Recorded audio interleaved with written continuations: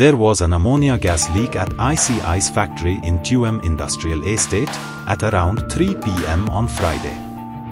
Their fire services who were summoned found the area polluted.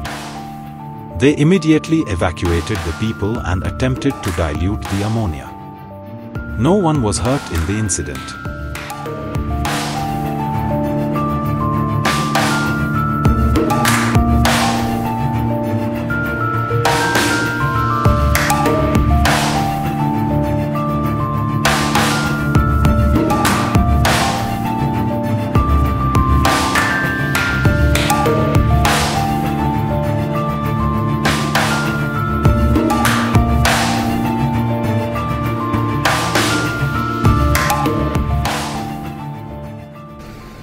तिनांक आमकां call येयले पळय gas leakage जाला म्हणून ओके टनवडದಲ್ಲಿ हांगा पावले ऑफिसर प्रशांत दर्गाकर पावलो हांगा आनी त्यांनी पळयले जाल्यार एमिनिया गॅस लिकेज आहा सराउंडिंग सगळे पोल्युटेड जाल्लेले आसा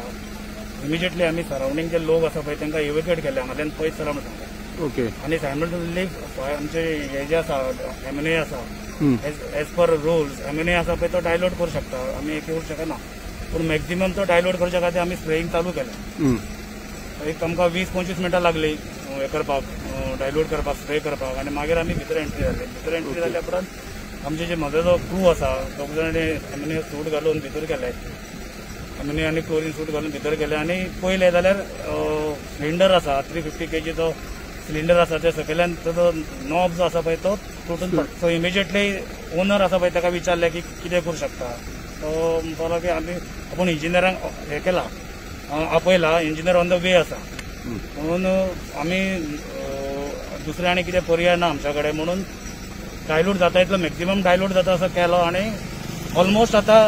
एक 90% तो डायल्यूट जाल्लो आसा 10% आतां वास आसा पूण तरी